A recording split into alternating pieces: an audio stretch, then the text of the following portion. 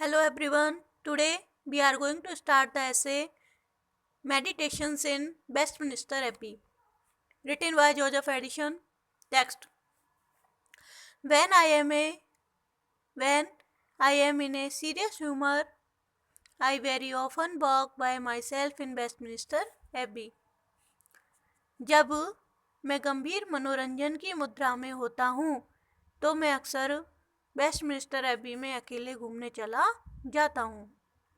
Where the gloominess of the place, जहाँ पर स्थान की उदासीनता, and the use to which it is applied, और वह प्रयोग जिसके लिए वह स्थान बना हुआ है, with the solemnity of the building and the condition of the people who lie in it, और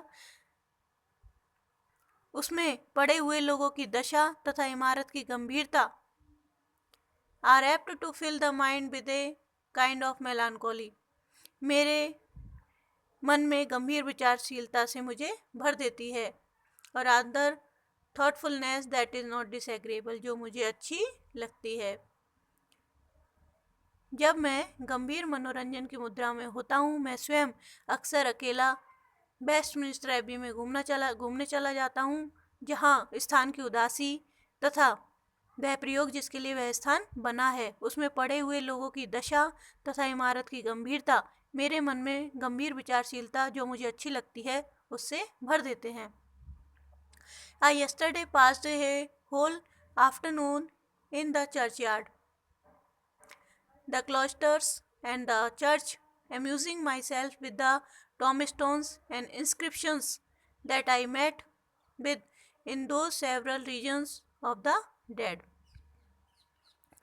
कल मैंने पूर्ण अपराह्न यानी पूरी दोपहर कब्रिस्तान, गिरजाघर के एकांत स्थान तथा गिरजाघर में, चर्च में, उन कुछ मृत व्यक्तियों के स्थानों पर गड़े हुए स्मृति प्रस्तरों और शिलालेखों को पढ़कर अपना मन बहलाया. उनमें से अधिकांश पर दफनाए गए व्यक्तियों के संबंध में इसके अतिरिक्त कुछ भी अंकित नहीं था कि एक दिन वे जन्मे तथा एक अन्य दिन मृत्यु को प्राप्त हुए थे. Most of them recorded nothing else of the buried person but that he was born upon one day and died upon another, the whole history of his life being comprehended in those two circumstances that are common to all mankind. उनमें से अधिकांश पर दफनाए गए व्यक्तियों के संबंध में इसके अतिरिक्त कुछ भी अंकित नहीं था कि एक दिन वे जन्मे और एक अन्य दिन मृत्यु को प्राप्त हुए थे, मानो उनके संपूर्ण जीवन को उन्हीं दो स्थितियों से समझा जा सकता है जो कि समस्त मानव जाति में समान है. I could not but look upon these registers of existence, whether of brass or marble, as a kind of satire upon the departed persons. मैं संगमरमर तथा पीतल के बने अस्तित्व के उन अभिलेखों को देखकर यह सोचे बिना न रह सका कि ये लेख एक प्रकार के व्यंग की भांति थे जो कि उन मृत जनों पर किया गया था.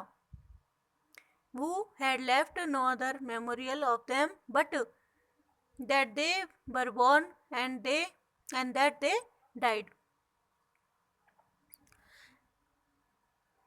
जिन्होंने अपने पीछे अन्य कोई स्मारक इसके अतिरिक्त नहीं छोड़ा था कि वे उत्पन्न हुए थे और मर गए थे.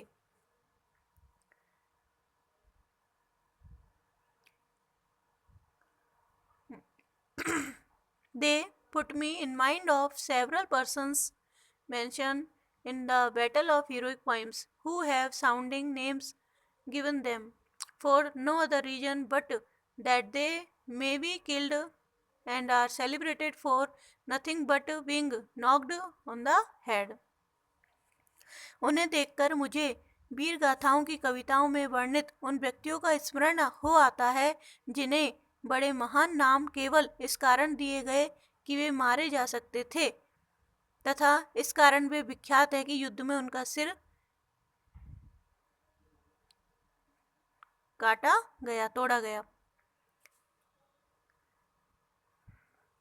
लेगस मैडन, थर्सिलोकस, होमर, बर्निल.